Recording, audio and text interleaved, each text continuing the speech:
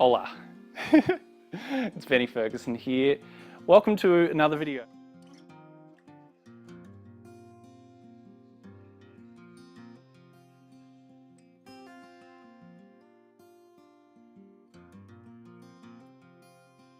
First of all, this is not about loving or hating CrossFit. Completely fine. I'm all for people moving their bodies.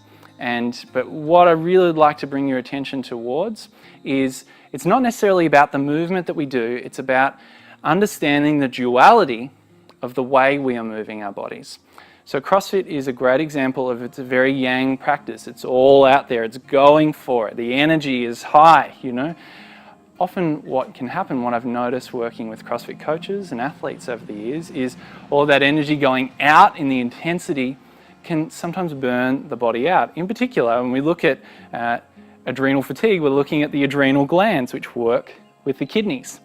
So when we look at the next part, we look at some of the movements of CrossFit. And I've just observed this over the years, and these are some thoughts for you to consider. So a lot of the movements, let's say deadlifts, let's say Olympic lifts, let's say burpees,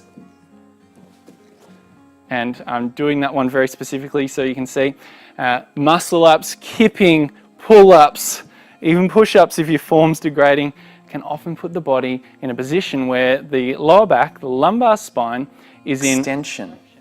Now, what this can do over time is it compresses the kidneys. This area can get tense, which then limits the amount of blood flowing to this area and can really take away from nourishing the kidneys deep inside. So how do we start to offset that?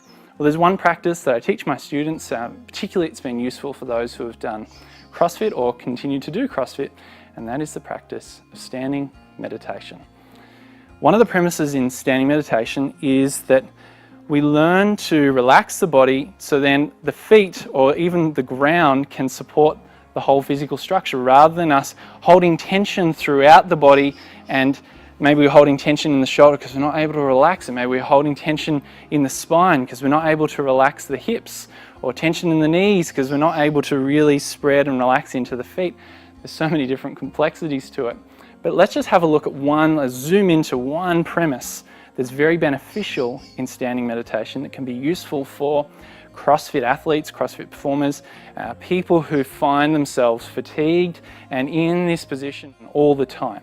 One of the premises that we learn is to relax downwards, and as we start to do this, the hips start to level out, the spine starts to lengthen, the sacrum starts to sit down, and what you'll notice with practice, there's a lot of complexities to this, and I don't recommend that you just start this kind of flippantly. It's important that you understand kind of some of the markers to look at. So as this starts to relax, what you'll notice is as you breathe, you're able to expand this whole area, and then when you can get the breath into there, it has this really nice pumping type effect, which gets more blood to the area and starts to nourish and revitalize the kidneys, and then all of that energy that you put out, you can start to build some energy back in. And I don't mean that in an esoteric way, I mean it more in just get blood and oxygen and all the good stuff that promotes life in your body, rather than compressing it all the time. So we're breathing, relaxing, letting the spine be long, letting more movement happen in this lower area. And what I found is energy starts to build up, and in the longer term with practice like this, performance starts to build up. You've got a better foundation for it. So the first thing to take in is, how is your practice deeply nourishing inside your body? Not just what happens on the outside. Think of the body and the way we're developing it. It's like an iceberg. If all of the good stuff is actually underneath the surface, and just what shows on the top, that's kind of the icing on the cake, so to speak, but the foundations of the iceberg are really built underneath the surface. And it's the same in your physical development. We really need to build a robust internal structure to then be robust on the outside. So there's some insights to consider. So in summarization of today, look for the duality in your physical training. The duality, understand the balance of yin and yang. If you're putting out all the time, know that if you're doing that, then something's got to give. We've also got to give back into ourselves and balance the practice with yin. So internal practices, and yang, external practices. No one is better than the other, but we need to understand that there is a balance that's unique and important for you.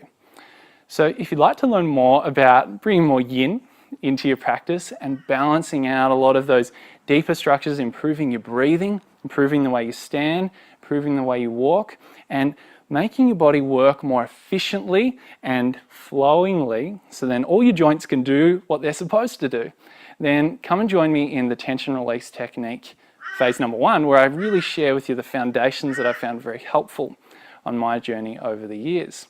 So thanks so much for watching today. And if you are seeing this video anywhere else other than my website, which is movementmonk.xyz, then come on over there. There's a bunch of really cool resources that I found.